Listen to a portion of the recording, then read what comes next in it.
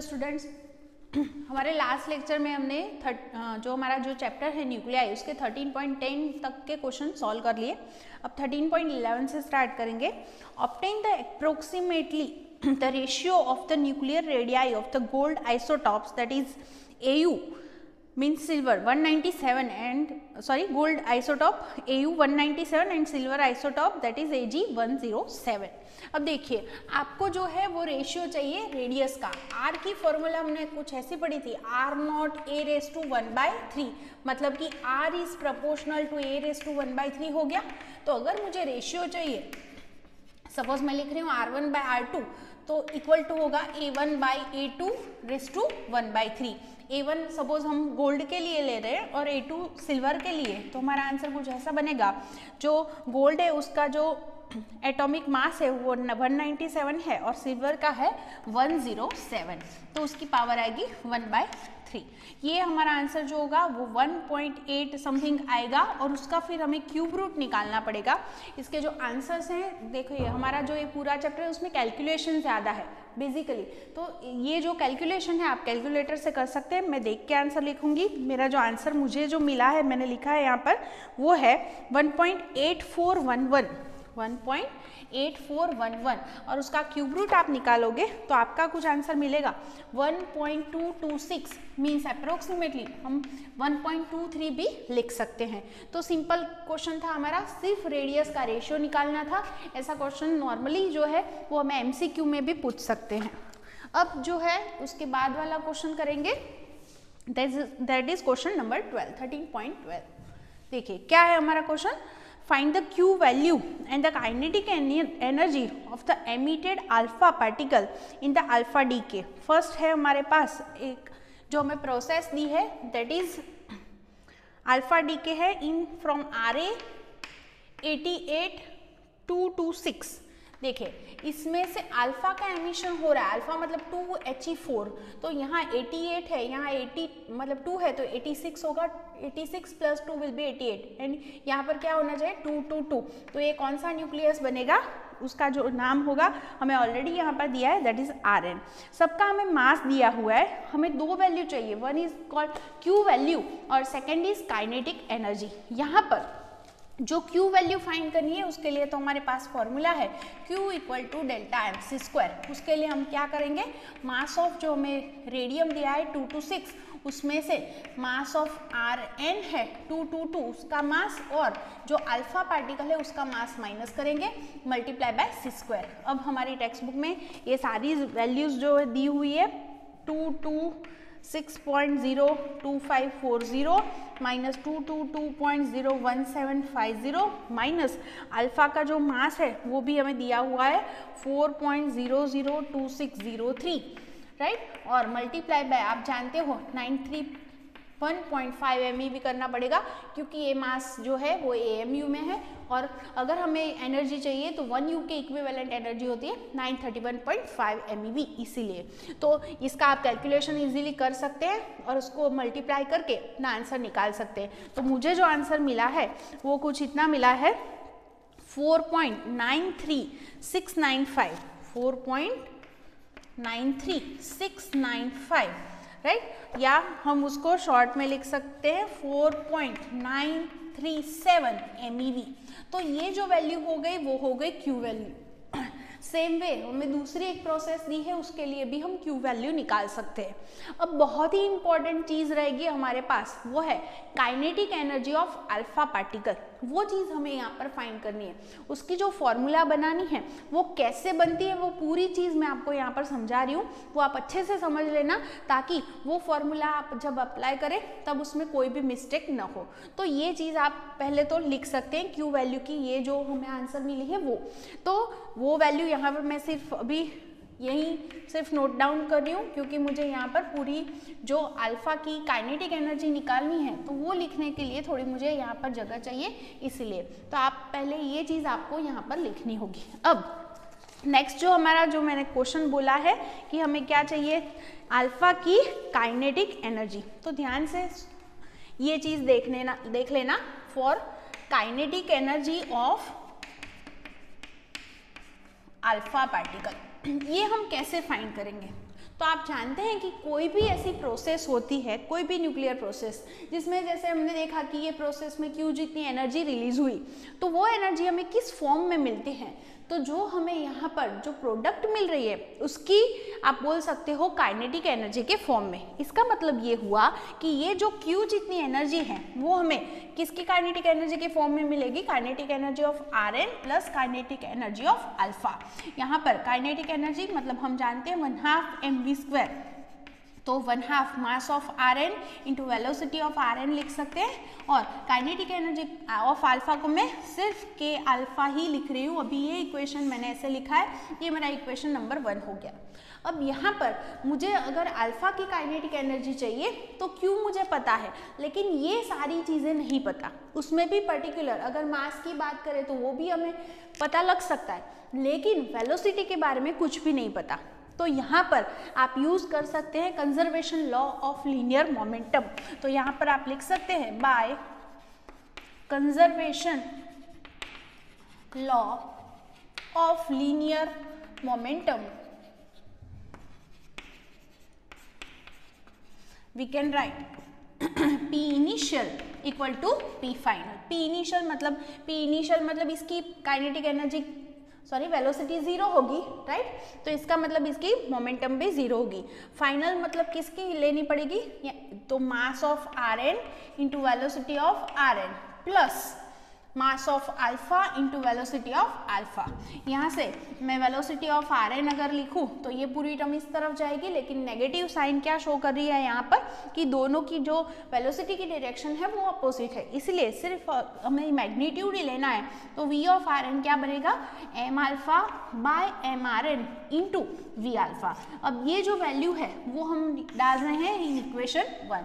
Bye putting in equation 1 we get Q equal to क्या formula बनेगी, देखो 1/2 mass of Rn। अब velocity of Rn की जगह पर इसका स्क्वायर करके मुझे लिखना है, तो क्या बनेगा square, m alpha square by m Rn square into V alpha square plus ये काइनेटिक एनर्जी ऑफ अल्फा तो है ही यहाँ पर, राइट। तो ये इक्वेशन में आप देख सकते हैं मास ऑफ Rn और मास ऑफ Rn एक बार वो कैंसिल हो जाएगा, और मैं एक काम कर रही हूँ 1/2 m alpha V alpha square की जगह पर k अल्फा लिख रही हूँ, देख सकते हैं आप यहाँ पर। तो ये टर्म ऐसे बनेगी, देखो m alpha by m Rn बचेगा, और उसके अलावा क्या टर्म बनेगी 1/2 m alpha V alpha square. इसको मैंने सिर्फ रीअरेंज करके ही लिखा है। तो ये पूरी टर्म k अल्फा है जो कॉमन निकलेगी, तो k अल्फा इंटू क्या बचा m alpha by m Rn plus 1। तो यहाँ से आप लिख सकते हैं therefore k alpha into m alpha plus m Rn by m Rn, right. तो यहाँ पर हम k अल्फा की जो इक्वेशन है वो यहाँ बना सकते हैं, therefore k alpha is equal to ये पूरी टर्म यहाँ जाएगी, तो m Rn into Q upon m alpha plus m Rn। आप अपना इक्वेशन ऐसे भी लिख सकते हो या फिर इससे भी थोड़ी टर्म इजी बना सकते हो। कैसे बना सकते हो, आप एक काम कर सकते हो, यहाँ पर देखिए अगर मैं बात करूँ कि इसका जो ये नंबर z है, राइट, ये जो है एटॉमिक मास उसको मैं a बोल रही हूँ, और ये 4 है तो ये वाली क्या होगी a-4 बोल सकते हैं। तो यहाँ पर हम ले सकते हैं let the mass of Rn equal to क्या लिख सकते हैं a-4 and mass of alpha equal to क्या लिख सकते हैं 4, ओके, क्योंकि वो चीज़ ऐसे हम कंपेयर करके समझ सकते हैं। तो ये अगर यहाँ पर रखेंगे तो k अल्फा इक्वल टू क्या हमारी फॉर्मूला बनेगी, देखो m Rn की जगह पर मुझे लिखना है a-4 इंटू Q बाय क्या हो जाएगा m अल्फा मतलब 4 प्लस m Rn मतलब a-4, तो 4 कैंसल आउट, तो k alpha is equal to formula बन गई मेरी a-4 bye a into Q। तो यहाँ पर a क्या लेना है ये ध्यान रखना आप, 2 to 6, 2 to 2 नहीं, क्योंकि ये जो है a मतलब एटॉमिक मास 2 to 6 है, इसका तो -4 हो गया। तो हमारा फाइनल आंसर जो बना है उसमें अगर हम वैल्यू यहाँ पर रख रहे हैं तो a की वैल्यू मुझे क्या लेनी पड़ेगी 2 to 6 -4 by 2 to 6 into Q मतलब 4.937। तो यहाँ से आप कैलकुलेशन करोगे तो मेगा इलेक्ट्रॉन वोल्ट में काइनेटिक एनर्जी ऑफ अल्फा आपको इजीली मिल जाएगी। तो ये जो पूरी कैलकुलेशन है एग्जाम में आपको सिर्फ यही चीज़ याद रखनी है, kinetic energy of alpha equal to आपका आंसर आया A-4/A इंटू क्यू। यहाँ पर A क्या लेना है, ये 226, ये चीज़ आपको ध्यान में रखनी है। मतलब यहाँ पर मैं लिख सकती हूँ A ऑफ RA, राइट, तो आपको पूरा क्लियर हो जाएगा। ओके तो ये आप ऐसे सॉल्व कर सकते हैं। मतलब मैंने Q वैल्यू मुझे पता थी तो यहाँ से वेलोसिटी पहले कंजर्वेशन लॉ यूज करके मैंने V की वैल्यू फाइंड की और उसकी हेल्प लेके मैंने काइनेटिक एनर्जी ऑफ अल्फा जो है उसकी वैल्यू निकाली है। मेरा कुछ आंसर जो होगा वो नियर मुझे मिलेगा 4.85 MeV। ओके तो हम नियरर आंसर यहाँ पर लिख रहे हैं approximately that is 4.85 MeV, right. तो ये चीज़ आप ऐसे लिख सकते हो। अब सेकेंड प्रोसेस भी ऐसे दी है हमें, वो भी हम देख लेते हैं। सेम वे हमें ऐसे ही उसको सॉल्व करनी है। क्वेश्चन बी में देखिए, क्वेश्चन बी है, उसमें भी एक प्रोसेस है।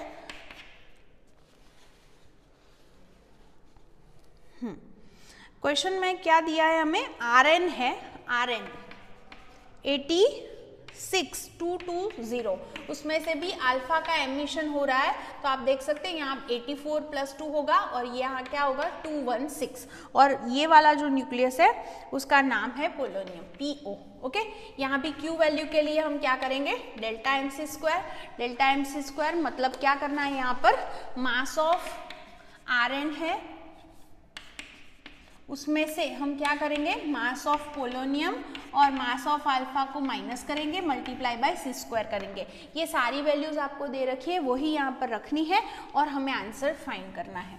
तो सिंपल कैलकुलेशन हो जाएगी, आप अपने आप भी ये चीज़ कर सकते हो। देखो तो हमारा जो वैल्यू हमें दी है वो मैं यहाँ पर लिख रही हूँ, मास of Rn is given 222.01750 minus polonium का है 216.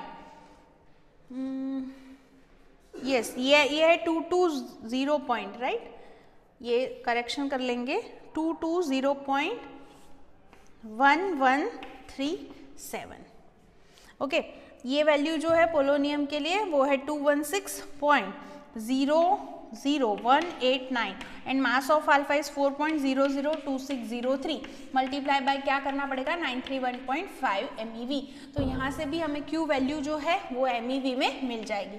उसके बाद काइनेटिक एनर्जी ऑफ अल्फा के लिए सेम यही फॉर्मूला लगेगी, क्या होगा A-4/A इंटू Q। यहाँ पर A मतलब क्या लेना पड़ेगा आपको 220। ओके तो आपका जो आंसर होगा वो होगा 220 - 4/220 इंटू Q।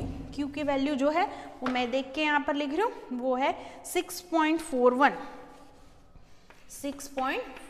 MeV थी।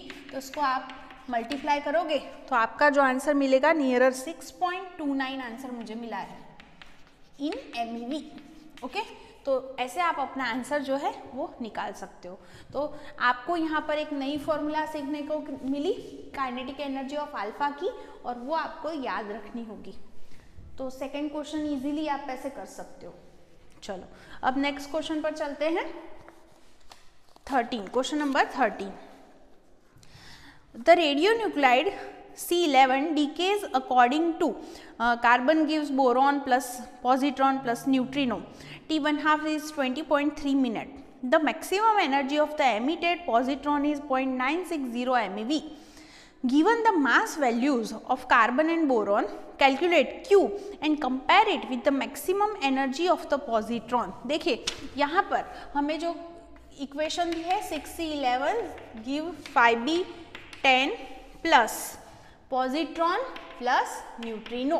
देखिए यहाँ पर जो Q एनर्जी, Q की मैं बात कर रही हूँ, Q मुझे फाइंड करना है तो हम जानते हैं Q इक्वल टू हमारी फॉर्मूला होगी डेल्टा mc स्क्वायर, मतलब मास ऑफ मुझे क्या लेना पड़ेगा कार्बन। अब एक चीज़ आप ध्यान में रखनी है, यहाँ पर जब भी बीटा एमिशन हो तब ये चीज़ आप अपने दिमाग में रखना कि जब भी बीटा का एमिशन होता है तो जो न्यूक्लियस है उसमें आप जानते हो कि प्रोटॉन से न्यूट्रॉन या न्यूट्रॉन से प्रोटॉन बन रहे हैं, तो उसी टाइम आपको जो इलेक्ट्रॉन है उसका भी मास यहाँ पर कंसिडर करना पड़ेगा, क्योंकि हमें नॉर्मली एटम का मास देते हैं, हम सिर्फ न्यूक्लियस की यहाँ पर बात कर रहे हैं इसीलिए। तो देखिए यहाँ कार्बन है मतलब 6c11 है, तो उसके पास कितने इलेक्ट्रॉन्स होंगे 6, तो उसका मास मुझे माइनस करना पड़ेगा जिससे मुझे सिर्फ उसके न्यूक्लियस का मास मिल सके। तो ये हो गई जो हमारा रिएक्टेंट है उसकी बात, उसमें से ये प्रोडक्ट्स मिल रहे हैं तो प्रोडक्ट का मास भी हम माइनस करते हैं, तो मास ऑफ बोरॉन करना पड़ेगा। बोरॉन के पास 5 इलेक्ट्रॉन है तो उसका भी मास मुझे इसमें से माइनस करना था, लेकिन ये माइनस और ये माइनस प्लस हो जाएंगे। सेम वे माइनस एक पॉजिट्रॉन है, उसका भी एमिशन हुआ है तो माइनस Me करना पड़ेगा, क्योंकि पॉजिट्रॉन का मास और इलेक्ट्रॉन का मास सेम ही होता है, इसीलिए मैंने यहाँ उसका मास माइनस किया। आपको इतना ही दिमाग में रखना है कि जो रिएक्टेंट है उसमें से प्रोडक्ट का मास जैसे माइनस करते हैं सेम वे वही किया है, हर एक के अंदर जितने इलेक्ट्रॉन है उसका भी मास माइनस करना होता है। तो यहाँ पर मुझे एक ब्रैकेट करना था, तो वो ब्रैकेट की वजह से ये माइनस और यहाँ भी माइनस होता, वो यहाँ प्लस हो गया, मैंने ब्रैकेट ओपन किया इसीलिए। ओके, अब यहाँ पर फाइनल मेरा आंसर क्या बन रहा है, देखो mass of carbon minus mass of boron. अब देखो -6Me प्लस 5Me मतलब Me हो माइनस Me हो गया और ये -Me मतलब -2Me। अब मुझे ये सारी वैल्यू जो है वो दे रखी है और वो मुझे यहाँ पर रखनी है। देखो mass of carbon is given as 11.011434, mass of boron is 11.009305 minus 2 times mass of electron that is 0.000548 okay into c² मतलब 931.5 MeV। अपना कैलकुलेशन करोगे तो आंसर जो होगा वो नियरर होगा 0.960 MeV। तो इतनी एनर्जी यहाँ पर Q वैल्यू जो है वो आपको मिल गई। अब आपको यहाँ पर अपना आंसर जो है उसको कैसे समझाना है, यहाँ पर जो ये एनर्जी जो मिल रही है फिर से हम बोल सकते हैं Q एनर्जी जो होगी जो प्रोडक्ट्स मिल रही है उसकी काइनेटिक एनर्जी के फॉर्म में होगी, मतलब जो टोटल Q होगा वो काइनेटिक एनर्जी ऑफ बोरॉन होगी plus kinetic energy of positron होगी plus kinetic energy of neutrino होगी। अब देखिए बोरॉन जो है उसका मास बहुत ज़्यादा है बीटा की कंपेयर में, तो अगर उसका मास ज़्यादा है तो वेलोसिटी बहुत ही कम होगी, राइट, नियरर टू 0, मतलब कि वो हैवी है तो इसकी वजह से उसकी काइनेटिक एनर्जी कितनी होगी, बहुत ही मिनिमम मतलब हम अप्रोक्सीमेटली 0 ले सकते हैं क्योंकि इसकी वेलोसिटी 0 हो गई, तो ये एनर्जी इसकी 0 हो गई। ओके, अब अगर हम न्यूट्रिनो की बात करें तो हम जानते हैं कि न्यूट्रिनो का रेस्ट मास जो होता है वो 0 होता है, रेस्ट मास 0 है, मास 0 है तो काइनेटिक एनर्जी मतलब 1/2 mv², तो इसकी काइनेटिक एनर्जी भी क्या हो गई 0। इसका मतलब जो Q जितनी एनर्जी है वो जो है वो किसे मिल गई, मैक्सिमम काइनेटिक एनर्जी किसको मिल रही है, पॉजिट्रॉन को, मतलब ये जो एनर्जी रिलीज होगी वो एनर्जी किसको मिलेगी, पॉजिट्रॉन को, और वो एनर्जी कैसी होगी, उसकी मैक्सिमम काइनेटिक एनर्जी होगी क्योंकि उन दोनों को जो एनर्जी मिली है वो नियरर कितनी हो गई 0, इसीलिए। ओके, तो इसको आप ऐसे भी सॉल्व कर सकते हो। चलो अब नेक्स्ट क्वेश्चन पर चलेंगे, वो भी कुछ ऐसा ही क्वेश्चन है हमारा। Question 14, the nucleus any decays by beta minus emission, write down the beta decay equation and determine the maximum kinetic energy of electrons emitted given। दोनों का मास दिया है, देखो नियॉन है हमारे पास 1023, उसमें से बीटा का एमिशन हो रहा है, आप जानते हो बीटा माइनस मतलब इलेक्ट्रॉन, उसके साथ ऑलवेज एंटी न्यूट्रिनो का एमिशन होगा, तो इसमें से क्या बनेगा, सोडियम बनेगा। देखो 10 ये -1 है तो यहाँ 11 रखना पड़ेगा और यहाँ पर 23 होगा, राइट। तो अब जो है मुझे Q वैल्यू चाहिए, यहाँ पर Q जितनी एनर्जी रिलीज होगी, Q इक्वल टू हम जानते हैं Δmc², Δm मतलब मास ऑफ नियॉन, उसके पास 10 इलेक्ट्रॉन है तो इसका मास भी मुझे माइनस करना पड़ेगा, माइनस मास ऑफ मुझे Na करना है, इसके पास 11 इलेक्ट्रॉन है, लेकिन ये माइनस और ये माइनस प्लस हो जाएगा, इसलिए मैं 11 Me लिख रही हूँ। फिर इलेक्ट्रॉन का मास भी मुझे इसमें से माइनस करना है इंटू c²। इसका मास 0 है, इसलिए वो हमने कंसिडर नहीं किया है। अब देख सकते हैं फाइनल हमारा आंसर क्या बना, mass of neon minus mass of sodium. अब माइनस 10 Me प्लस 11 Me मतलब Me और माइनस Me, तो Me वाली टर्म चली गई, राइट। अब मुझे सिर्फ दोनों का ही मास कंसिडर करना है जो मुझे ऑलरेडी दिया हुआ है, और वो है नियॉन का है 22.994466, सोडियम का 22.089770। इसको हम 931.5 MeV से मल्टीप्लाई करेंगे, जिससे हमारा Q जो वैल्यू है उसका आंसर MeV में मिल जाएगा।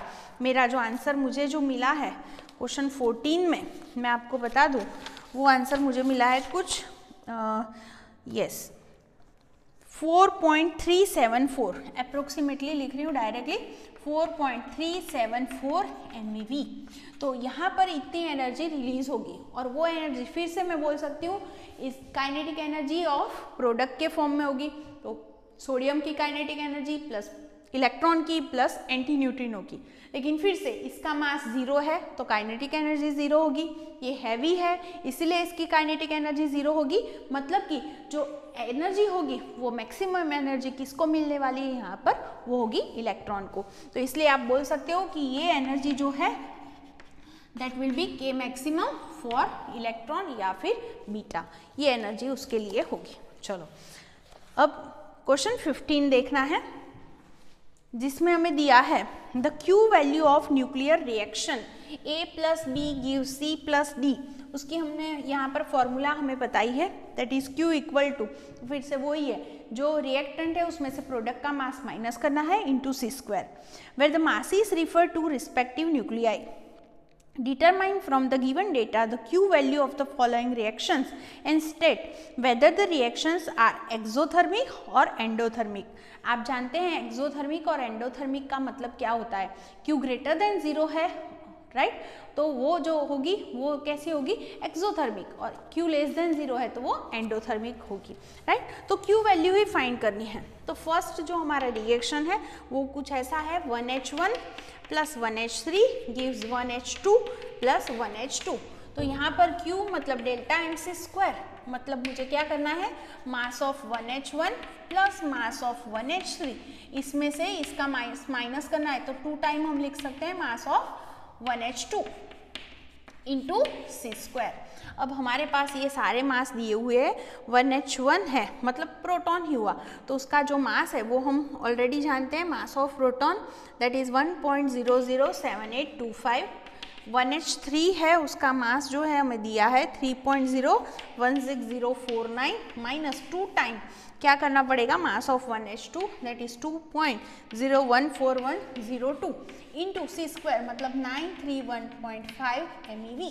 देखिए कैलकुलेशन कीजिए आप और अपना आंसर क्या मिल रहा है वो देखिए। तो यहाँ पर जो है मेरा आंसर नेगेटिव मिला है मुझे 4.033 MeV। इसका मतलब ये जो प्रोसेस है इसमें Q लेस देन 0 है, इसलिए ये प्रोसेस कैसी है, एंडोथर्मिक। Q लेस देन 0 है इसीलिए। अब सेकेंड प्रोसेस जो है वो भी ऐसी ही दी है, वो कार्बन की प्रोसेस है, that is 6C12 plus 6C12 gives neon 1020 plus 2He4 plus हम लिख सकते हैं Q फाइंड करना है। फिर से सेम फॉर्मूला अप्लाई करेंगे, Q equal to delta MC², मतलब मुझे क्या करना पड़ेगा, 2 टाइम मास ऑफ कार्बन है, उसमें से mass of neon and mass of alpha minus करना पड़ेगा इंटू c²। सबका मास हमें दिया है, कार्बन है उसका मास है 12.0000 माइनस नियॉन का मास है 19.992439, अल्फा का मास है 4.002603 और सबको मल्टीप्लाई करेंगे 931.5 MeV से। तो हमारा आंसर पॉजिटिव मिलेगा, नियरर 4.618 MeV। तो आप बोल सकते हैं here Q is greater than 0, so this process is exothermic, right. तो आप बोल सकते हैं ये प्रोसेस कैसी है, एक्सोथर्मिक। तो आज मैंने यहाँ तक क्वेश्चन कराए, क्वेश्चन 15 तक, तो आप अच्छे से एक बार रिवाइज कर लेना। यहाँ पर सिंपल बेसिक चीज़ें आप याद रखोगे तो बहुत इजीली कर पाओगे, क्योंकि बहुत इजी इक्वेशंस है और उससे आप इजीली सॉल्व कर सकते हो। ये सारे डेटा तो हमें गिवन होते हैं, तो वो इजीली सिर्फ कैलकुलेशन ही फिर बाद में करनी होती है।